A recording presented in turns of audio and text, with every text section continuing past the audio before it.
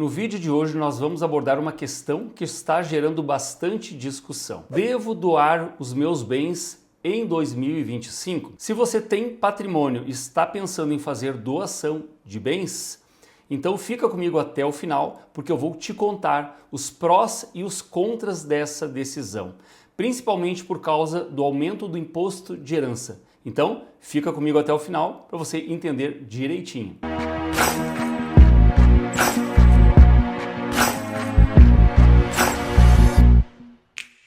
Olá pessoal, meu nome é Jefferson Reis, eu sou advogado, especialista em planejamento patrimonial e sucessório. No vídeo de hoje nós vamos conversar sobre um assunto muito importante e atual: fazer doação de bens, especialmente no ano de 2025. Se você já me acompanha por aqui, muito obrigado. Agora, se você é novo, não se esqueça de se inscrever no canal, curtir este vídeo e também encaminhar para outras pessoas que precisam conhecer um pouco mais sobre a doação de bens. Então, vamos lá para o nosso vídeo. Primeiro, vamos começar do básico. A doação é um meio de transmitir patrimônio muito utilizado aqui no Brasil.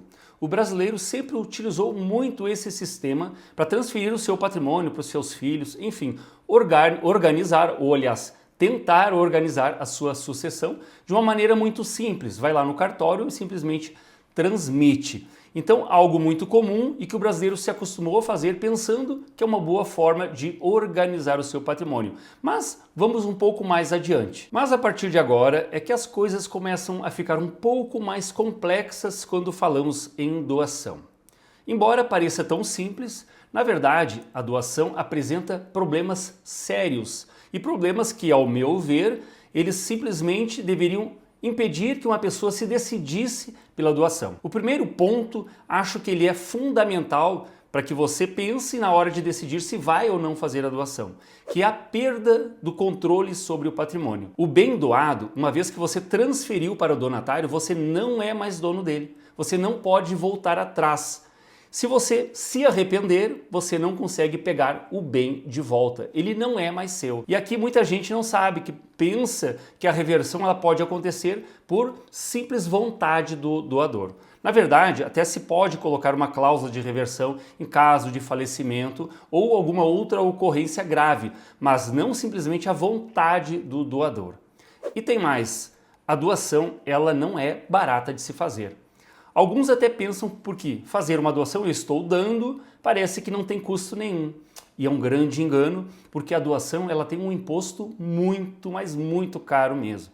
O imposto que é muito perto daquilo que se gasta para fazer o inventário.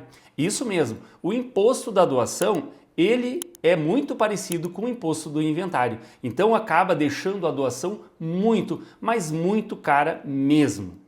E tem um terceiro problema que eu acho que também ele é fundamental para essa decisão.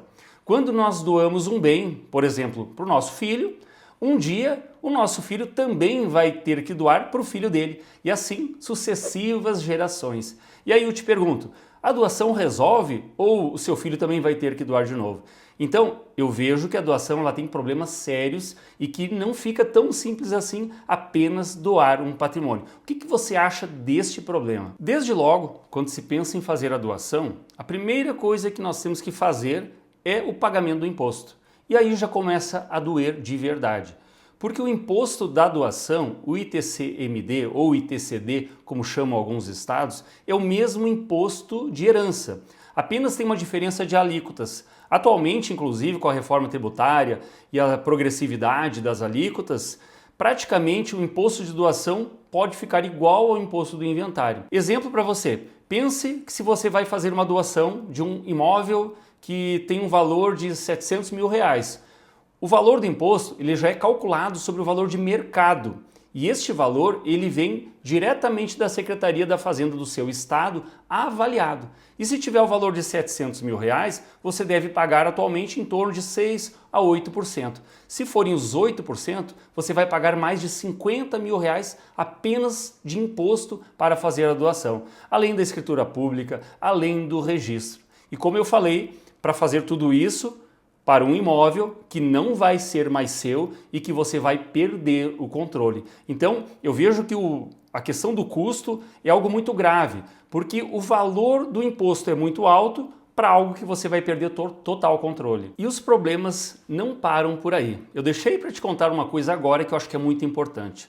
Vou te contar uma pequena história aqui do meu escritório que talvez seja decisivo para você cancelar a sua doação. Quando um pai e uma mãe resolvem doar um imóvel para um filho, ele pode fazer a doação da parte disponível ou para futuramente descontar daquilo que tinha herança.